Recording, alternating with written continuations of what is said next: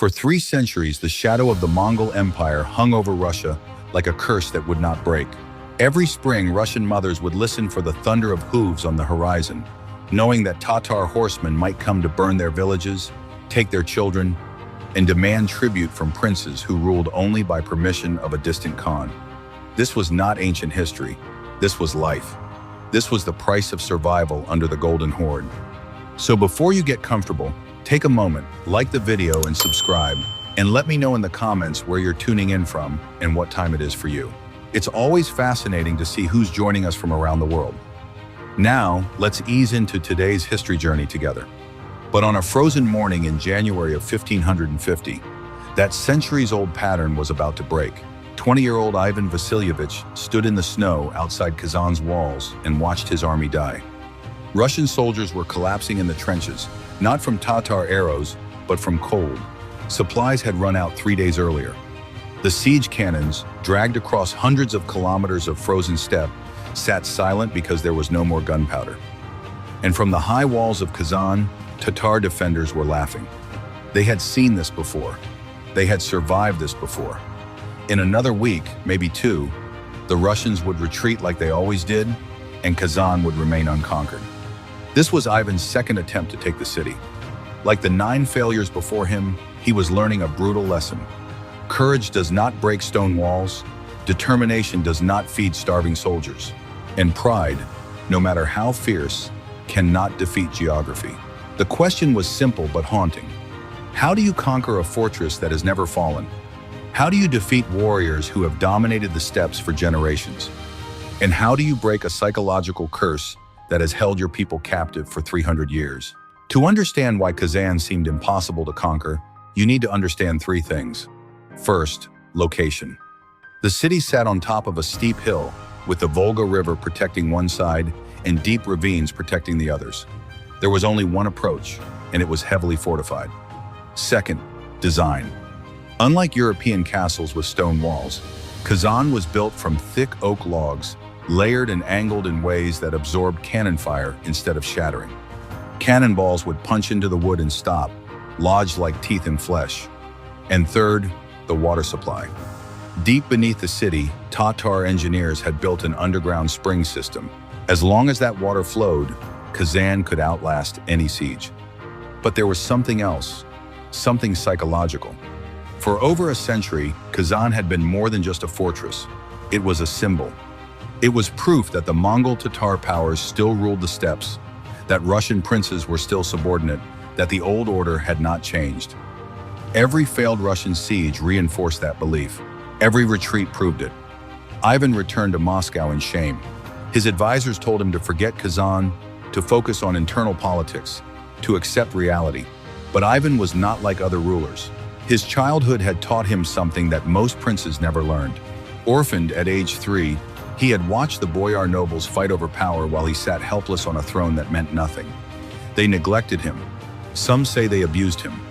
He learned that without real power, titles are worthless. And he promised himself that he would never be helpless again, that Russia would never be weak again. So instead of giving up, Ivan did something unexpected. He studied. He brought in foreign engineers from Italy, Germany, and England. He read reports from every failed siege. He interviewed soldiers who had fought at Kazan. And slowly, obsessively, he began to understand the problem. Previous Russian commanders had treated Kazan like a medieval fortress. They would march an army to the walls, bombard it for a few weeks, try to starve it out, then retreat when supplies ran low.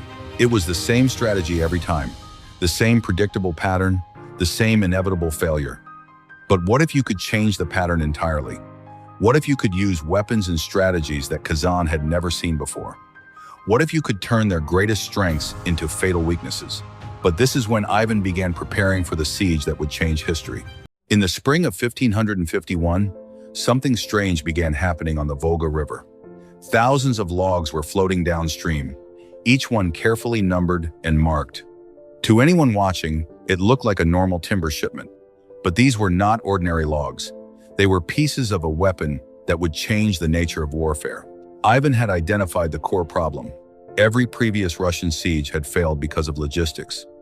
Armies would march hundreds of kilometers to Kazan, fight for a few weeks, then retreat when food and ammunition ran out. The solution seemed obvious. What if you did not have to retreat? What if you built a permanent base right next to the target? But you cannot build a fortress under enemy fire unless you build it somewhere else first. Ivan hired a military engineer named Ivan Viradov and gave him an impossible task. Design a complete wooden fortress, disassemble it into numbered pieces, ship it 900 kilometers down the Volga River, then reassemble it within sight of Kazan's walls. It was insane. It was brilliant. And it worked. When the numbered logs reached their destination, Russian soldiers worked day and night. Within 4 weeks, a fortress called Sviazk stood complete, just 18 kilometers from Kazan. For the first time in history, Russia had a forward operating base that could store weapons, house troops, and serve as a launching point for sustained operations. The Tatar defenders watched in disbelief. This was not how sieges worked. This violated the rules. This changed everything. But Ivan was not finished. He understood that traditional Russian forces, feudal cavalry, where each noble brought his own men, lacked the discipline needed for modern warfare. So he created something Russia had never seen before, a professional standing army. They were called the Streltsy, the shooters. These were not nobles fighting for honor or peasants drafted for a season. These were career soldiers, paid by the state, trained together, equipped with matchlock firearms called arquebuses, and most importantly, loyal only to the Tsar. Not to regional lords, not to family connections, to Ivan alone. This was revolutionary. While European nations were still experimenting with professional armies, Russia was building one specifically designed to break Kazan. The Streltsy drilled constantly. They learned to fire in coordinated volleys. They practiced reloading under pressure. And they prepared for urban combat in narrow streets where traditional cavalry would be useless. Then there was the artillery. Ivan assembled 150 cannons, the largest artillery force ever gathered in Russia. But he knew cannons alone would not work. Kazan's wooden walls absorbed cannonballs. So Ivan hired specialists from across Europe, Germans who understood metallurgy, Italians who knew siege engineering, and one man in particular, an engineer the Russians called Razmisl, meaning the wise one. His real name was probably Butler, and he was English. His specialty was mining, the art of digging tunnels beneath fortress walls and using gunpowder to collapse them from below. This was cutting-edge military technology. Most Russian commanders had never even heard of it. But Ivan was willing to try anything, to learn from anyone, to adopt any innovation that might work. But innovation requires testing, and testing requires risk. In 1551, Ivan launched a limited operation against Kazan, not a full siege, but a reconnaissance in force. He wanted to test his new weapons, his new tactics, his new army. The results were promising. The Streltsy performed well, the forward base worked as planned, and the mining techniques showed potential. But there was also a dark discovery. Tatar defenders fought with a ferocity that shocked even hardened Russian soldiers. They were not just defending a city. They were defending their identity, their culture, their last stronghold of independence. This would not be a quick victory. This would be brutal. Ivan returned to Moscow and spent the next year refining every detail. More gunpowder, better training, detailed maps, contingency plans. He became obsessed with preparation, checking every supply list, questioning every assumption, learning from every mistake. On June the 16th, 1552, everything was ready. This would be attempt number 11, but this time would be different. On August the 23rd, 1552, 150,000 Russian troops surrounded Kazan. From the walls, Tatar defenders looked down without fear. They had repelled 10 Russian sieges before. Their city had never fallen. Their warriors had never surrendered. Why would this time be any different? Khan Yadigar Muhammad sent a mocking message to Ivan. Everything is ready for you here. We invite you to the feast. But what happened next surprised everyone. Instead of charging the walls, Russian forces began digging. They dug zigzag trenches that snaked toward the city, a European technique called approaches that had never been seen on the Russian steppes. Meanwhile, engineers were constructing something that looked like a wooden tower, but it was unlike anything built before. This was a mobile artillery platform, 12 meters high, with multiple levels designed to hold 60 cannons. The idea was simple but devastating. Concentrate overwhelming firepower on a single point. Pound the same section of wall continuously until it crumbles. But there was a problem. If Kazan's defenders destroyed the tower during construction, the entire plan would collapse. So work happened at night, hidden behind screens. And during the day, Russian artillery had one mission: silence the enemy cannons. After 6 days of bombardment, Kazan's guns went quiet. The tower was moved into position, and from its height, 60 cannons began hammering the walls without pause. Inside the city, conditions became desperate. But then nature itself seemed to turn against the Russians. Massive storms hit, rain flooded the trenches, tents collapsed. Some Russian soldiers began to whisper that Tatar sorcerers were summoning the weather. Historical chronicles even mention shamans appearing on the walls each dawn, performing rituals. Ivan responded by bringing in priests carrying relics said to contain fragments of the true cross. They blessed the camp. And whether by divine intervention or simple coincidence, the storms passed. But the real battle was happening underground. Mining teams were digging tunnels toward the walls, and more importantly, toward Kazan's secret water supply. On August the 30th, an explosion echoed across the valley. The underground spring was destroyed. Now every drop of water had to be rationed. Meanwhile, more tunnels were being dug beneath the main walls. At key points, engineers created chambers and filled them with barrels of gunpowder. Tons of it. The plan was to create a cascade of explosions that would shatter the foundations at multiple points simultaneously. On the morning of October the 2nd, 1552, the order was given. The first explosion sounded like the earth splitting open.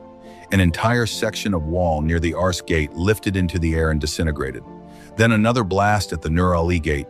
Then another. When the smoke cleared, there were 3 massive breaches, and 150,000 Russian troops began their advance.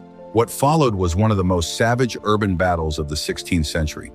Kazan's defenders did not run. They fought in every street, every house, every alley. Tatar cavalry, deadly on open steppes, were now trapped in narrow lanes where they could not maneuver. But still they fought. The Streltsy advanced with terrible discipline, firing coordinated volleys that cut down defenders before they could close to sword range. In the main mosque, a religious leader named Kul Sharif and his students made their final stand, turning the Islamic school into a fortress and fighting to the last man. By afternoon, Khan Yadigar Muhammad was captured.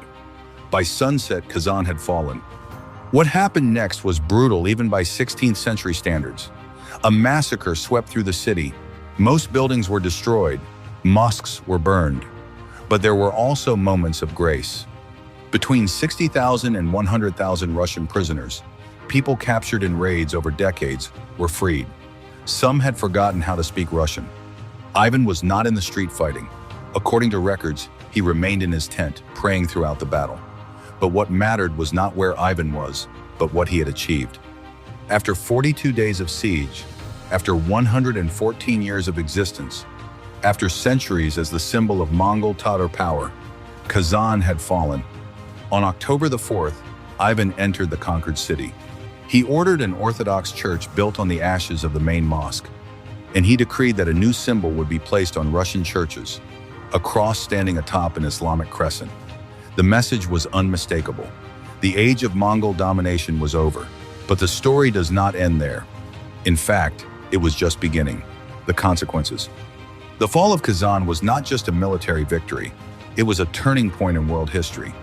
One of those rare moments where you can say, before and after this event, the world was fundamentally different. First, it proved that European military technology, cannons, professional armies, siege engineering, was superior to traditional steppe warfare. For centuries, Mongol Tatar cavalry had dominated battlefields with speed and mobility. But against fortified positions, against firearms, against coordinated infantry, that advantage vanished. Within 4 years, Astrakhan fell. Eventually, Sibir, the last Khanate, also collapsed. The age of steppe empires was finished. Second, with Kazan and Astrakhan under Russian control, the entire Volga River was now Russian territory. This was the most important trade route in Eastern Europe.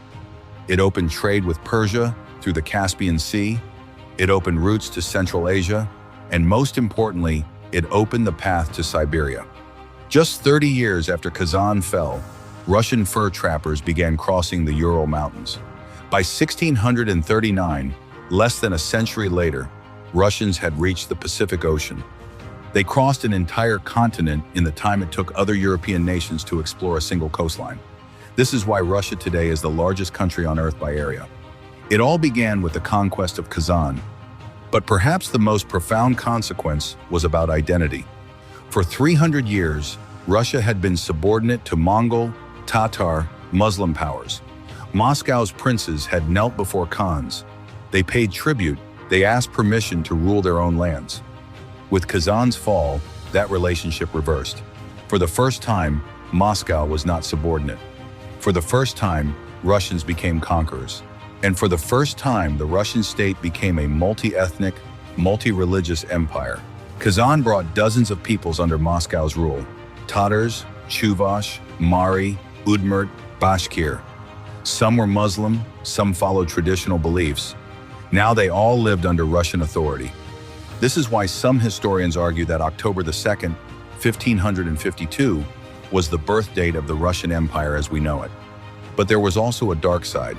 Kazan's Muslim population was expelled. Mosques were demolished. Forced conversions began, though they were not entirely successful. And for the Tatars, this was not a glorious triumph. This was the end of their independence, the beginning of centuries under foreign rule. Even today, some Tatars in Tatarstan mark October 2nd as a day of remembrance and sorrow, commemorating those who died defending their city. The Russian government banned public gatherings on this day in 2021, but the memory persists. History, as always, is complex. One people's victory is another's tragedy. Ivan returned to Moscow as a hero. To commemorate his triumph, he built one of the most famous structures in Russian history, St. Basil's Cathedral on Red Square. With its colorful, fantastical domes, the cathedral was a fusion of Russian and Eastern architecture, a physical symbol of the new multi-ethnic empire Russia had become. But Ivan's story does not have a happy ending. In the years after Kazan, he became increasingly brutal and unstable. He created the Oprichnina, a secret police force that terrorized the country. He killed thousands in paranoid rages. And in 1581, in a moment of fury, he murdered his own eldest son with a metal staff. That is why history remembers him as Ivan the Terrible, not just for his power, but for his cruelty. The lessons. So after everything we have discussed, what are the lessons? I think there are three. Lesson 1. Technology changes everything. For centuries, military advantage belonged to those with the fastest cavalry and the best archers. The Mongols built the largest land empire in history based on that. But when technology changed, when cannons and firearms and modern siege engineering appeared, the entire equation shifted. What was once invincible suddenly became vulnerable. This is not just true in warfare. It is true in business, in technology, in life. What worked yesterday might not work tomorrow. The ability to adapt, to learn, and to apply new ideas determines survival. Ivan was not the best general, but he was willing to learn from failure, adopt new technology, and change methods. That is why he succeeded when others failed. Lesson 2. Preparation beats talent. Legends tell of brave warriors and glorious battles, but reality is different. Most battles are decided by unglamorous things like logistics, supply lines, and preparation. Ivan won at Kazan not just because he had a bigger army. He won because he built Sviazk, a forward base that solved the supply problem. He won because he spent months preparing, training soldiers, gathering weapons, planning every detail. In life, the same holds true. Success usually does not come from grand dramatic moments. It comes from meticulous preparation, hard work, and persistence over time. Lesson 3. Every victory has a cost. For Moscow, Kazan's fall was a beginning, the first step toward becoming a great power. For the Tatars, it was an ending, the loss of independence and the start of centuries under foreign rule. History is not a simple story of good versus evil. It is complex. Every major event has winners and losers, people celebrating and people mourning. When we study history, we should not just celebrate the victors. We should also remember those who lost, the cultures that changed, the voices that were silenced. Because real history is not about kingdoms and empires, it is about people. People who lived, loved, hoped, and struggled in defining moments. On October the 2nd, 1552, on a hill overlooking the Volga River, a city fell. And with it, the last legacy of the Mongol Empire in Europe ended. But what rose from those ashes was an entirely new Russia, a multi-ethnic empire that would eventually stretch from Poland to the Pacific, from the Arctic to Central Asia. The story of Kazan reminds us that history is made in defining moments. When leaders face impossible choices, when technology changes the battlefield, and when old empires give way to new ones. It also reminds us that such moments always have a cost. For every victory, there is a tragedy. For every beginning, an ending. Now, tell me, what struck you most about this story? Was it Ivan's revolutionary engineering, the courage of Kazan's defenders, or the long-term consequences that shape the world we live in today? Leave your thoughts in the comments below. And if you enjoyed this video, hit that like button, subscribe, and ring the notification bell so you do not miss more deep dive history stories. Because history is not just about the past, it is about understanding how we got here, and maybe where we are headed next. Thanks for watching. And remember, every great empire begins with a decision, a choice, a moment of courage or desperation when everything changes. See you in the next one.